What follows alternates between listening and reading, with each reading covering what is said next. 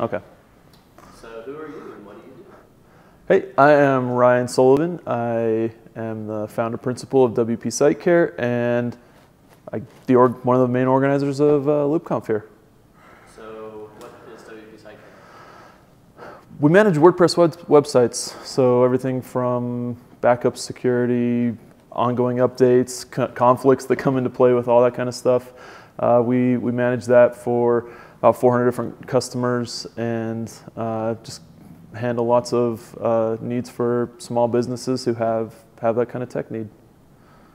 Considering you do what you do at WP Site Care, why did you think it was important to put on a conference specifically for developers in our space?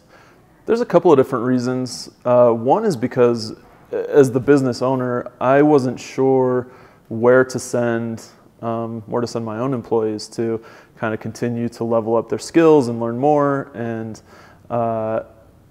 continue to kind of develop down this path of going from, we have a lot of support agents moving from support into more junior dev, senior dev roles, and there wasn't a clear path for that. And so that was one of the main reasons that we kind of created this. Another reason is we heard a lot of chatter. I mean, we heard a lot of people talking about, I wish there was something that was a little bit more technical focused, a little bit more focused on the needs of a developer, and talked about bigger projects that maybe don't fit the context of something like a WordCamp or something in that way.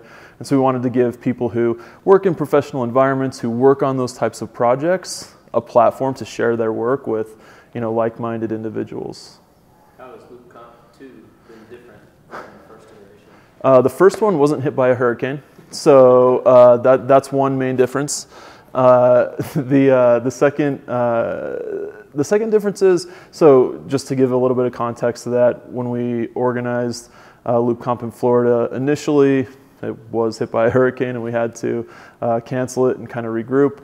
And we're here in Salt Lake City now, and it's been different because it's a little bit different vibe. So we found that people wanted to be in an environment they were comfortable with, that was a little bit more laid back, and so that's kind of a change from version 1 to version 2. Version 1 was leaning more toward a little bit more showy, professional type of thing, and that we found that wasn't really what developers or engineers were after. And so this kind of fits a little bit more laid back vibe, and because it is in Salt Lake City, we've brought in a lot of local vendors and like stuff that, because I'm from here, I know is good, and like I can talk to vendors, I can talk to food trucks, I can talk to these restaurants and these companies that I have local connections with, and that's been a nice change too, is being able to bring in a little bit of the local flavor. We had a hard time with that when we were organizing an event in a place we weren't super familiar with. Those are probably the key differences. What do you hope an attendee of LoopConf will take away with them when they go home?